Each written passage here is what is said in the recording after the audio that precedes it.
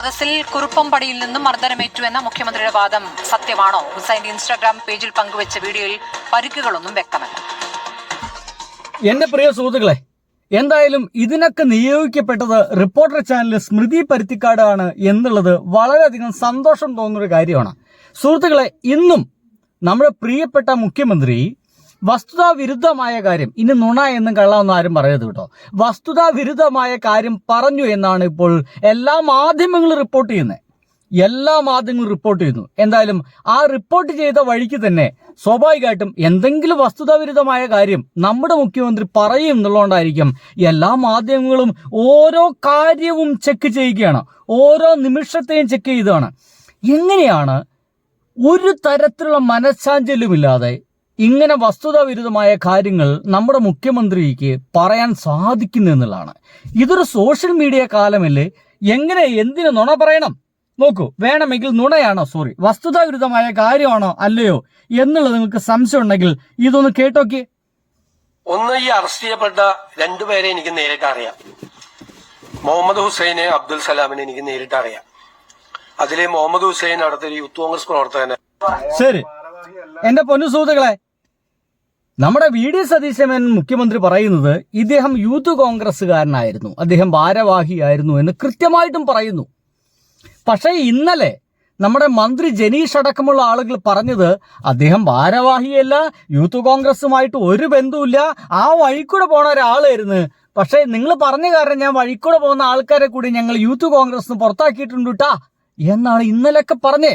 പക്ഷെ ഇന്ന് നമ്മുടെ മുഖ്യമന്ത്രി പത്രസമ്മേളനം നടത്തുന്ന സമയത്ത് അദ്ദേഹം യൂത്ത് കോൺഗ്രസ്സുകാരനായിട്ട് മാറുന്നു.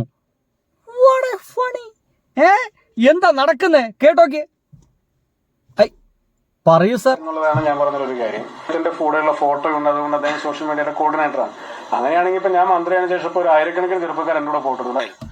കണ്ടില്ലേ, ഇതാണ് ഇദ്ദേഹം പറയുന്നത്. ഇവര് പ്ലീസ് ദയവേത് നിങ്ങൾ ഒരു പത്രസമ്മേളനം നടത്തുമ്പോൾ ഇവരൊക്കെ പരസ്പരം അങ്ങോട്ടും ഇങ്ങോട്ടൊക്കെ കാര്യങ്ങളൊക്കെ പറഞ്ഞു ഉറപ്പിക്കണ്ടേ?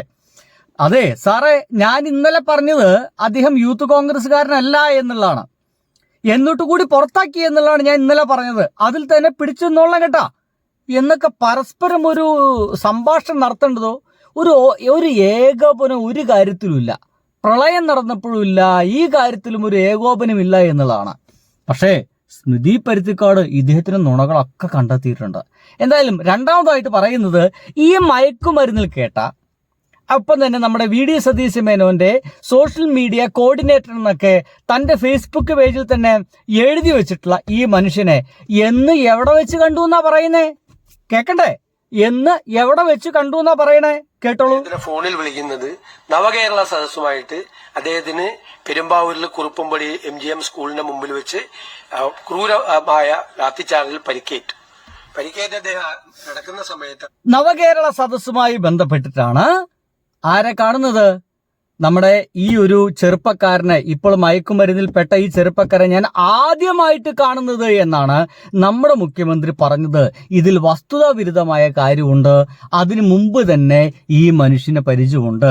നോക്കിക്കോളൂ, നവകേരള സദസ്സ് നടക്കുന്നത് 2023 നവംബർ 18 മുതൽ ഡിസംബർ വരെ. എന്നാൽ മുഖ്യമന്ത്രിക്കൊപ്പമുള്ള ഈ ചിത്രം ഹുസൈന് തന്റെ ഫേസ്ബുക്കിൽ പങ്കുവച്ചിട്ടുള്ളത് 2023 ഒക്ടോബർ 21-നും 30-നും ഇടയിൽ. ഒക്ടോബറൊക്കെ കഴിഞ്ഞിട്ടല്ല എൻ്റെ മക്കളെ നവംബർ ഡിസംബറൊക്കെ വരുള്ളൂ. അത് ഡിസംബറൊക്കെ കഴിഞ്ഞിട്ടാണ് ഒക്ടോബർ. ഇതേ 2023 ഒരു മാസം മുമ്പ് തന്നെ മുഖ്യമന്ത്രിയുടെ ഒപ്പമുള്ള ചിത്രം ഇദ്ദേഹം പങ്കുവച്ചിരുന്നു. അതിനു മുമ്പുള്ള ചിത്രമുണ്ട്, 2021-ലുള്ള ചിത്രമുണ്ട്.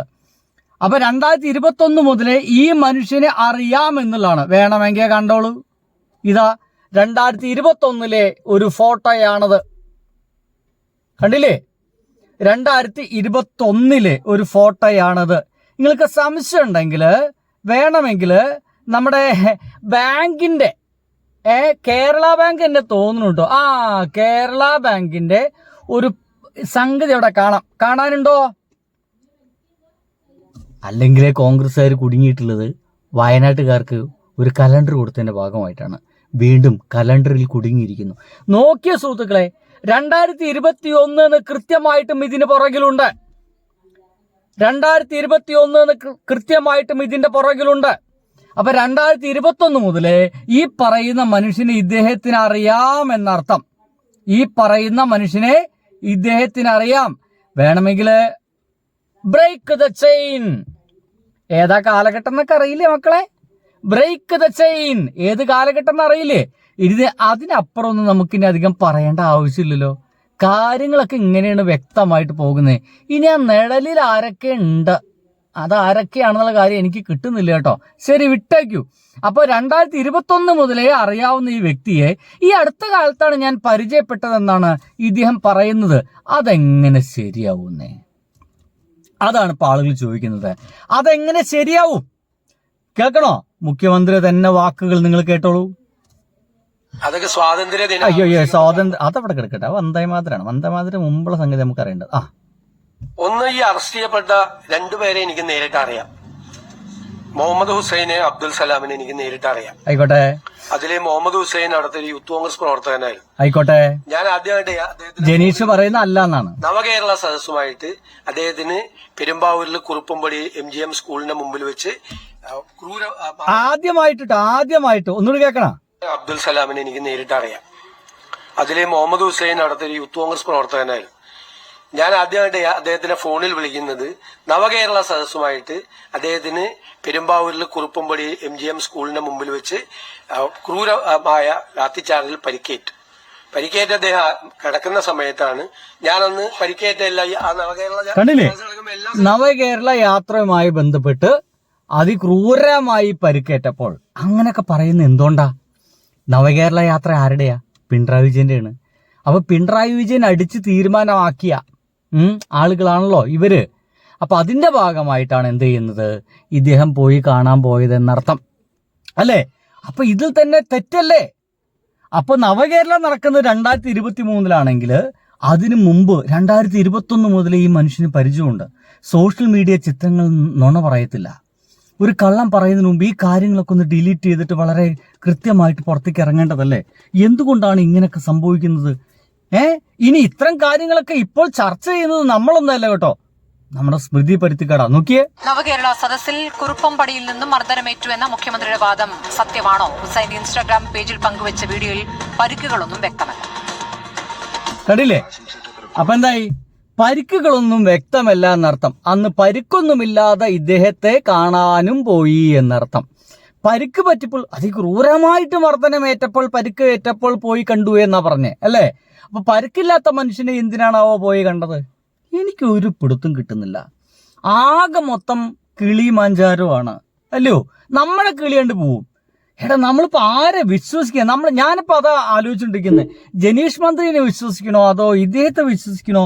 നമുക്ക് ഇതിങ്ങനെ കേട്ടിട്ടെ ഇവിടുന്ന് ഒന്ന് പറയുന്നു, ഇവിടുന്ന് നമ്മൾ എന്ത് ചെയ്യൂടെ? നമ്മുടെ കേരളക്കാർ എന്ത് ചെയ്യൂടെ? ഒന്ന് ആലോചിച്ച് നോക്കി.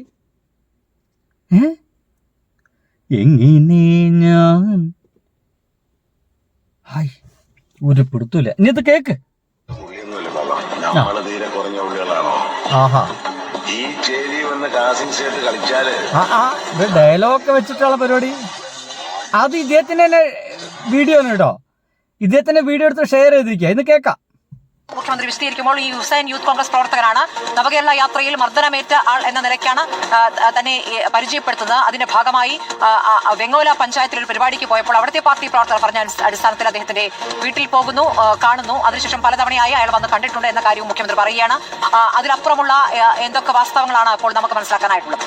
ഇപ്പോൾ അതിനുശേഷം പരിചയപ്പെട്ടു, കാര്യങ്ങൾ ബന്ധമുണ്ടായിരുന്നു എന്ന രീതിയിലാണ് എന്തായാലും മുഖ്യമന്ത്രി പറഞ്ഞത്. പക്ഷേ ഈ ഇൻസ്റ്റാഗ്രാം പേജ് നമുക്ക് പരിശോധിക്കുന്ന സമയത്ത് നവകേരള മാർച്ചിന് മുമ്പുള്ള കുറെ ഫോട്ടോകൾ നമുക്ക് അതിൽ കാണാൻ കഴിയും. ഇത് ഏതെങ്കിലും ഒരു തവണ VD സതീശൻ ഹുസൈന്റെ വീട്ടിൽ കണ്ടില്ലേ?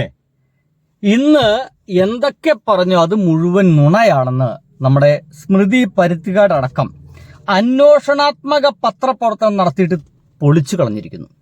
അഭിനന്ദനങ്ങൾ സ്മൃതി പരുത്തിക്കാട്.